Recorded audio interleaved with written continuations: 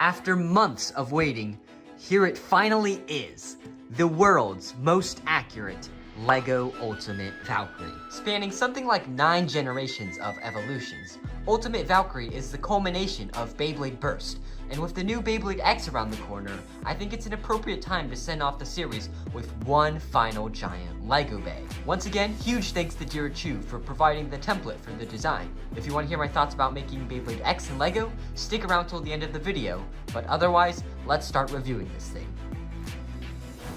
Just like the real Bey, this can be broken into 5 parts.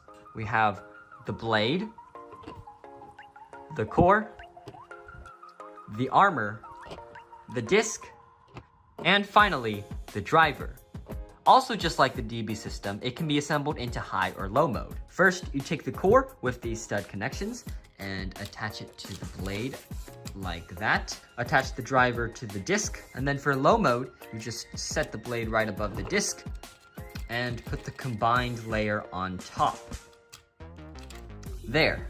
And for high mode, you just take the armor out, put the layer on, and then put the armor on top. It's not the most accurate, but it does get the job done. But of course, I'll keep it in low mode since it's obviously the superior mode. Now that we've gone over the LEGO BU system, let's go over each individual part. First is the driver, which is variable dash. Theoretically, when it's used in battle, these studs will fall off, and it'll awaken just like the real variable driver, being shorter and more aggressive. Next, the disc is Legacy, which has the same 6-bladed shape and aerodynamics as Boost. As you can see from the side view here, its blades point upwards, and there's notable gaps in the structure. Up next is the 9 armor. Pretty simple, which brings me to the blade. Definitely the star of the show with the core. I'm not going to point out all the references that the blade and core make with previous Valkyrie generations, since that would take pretty long and you probably know most of them or aren't interested. But what I can talk about is just how cool this layer looks. It's very cool. Deal with it. Finally is the core, which while a bit messy, captures a lot of detail. It's got that V, these red lightning things, and the red face scar in the face here, which, I mean, you can't tell that's a face, but I did the best I could. Now, ordinarily, I would do a time lapse of me building the entire Bey, but since I really don't want to do that, I'll try out something new in the form of a stop motion.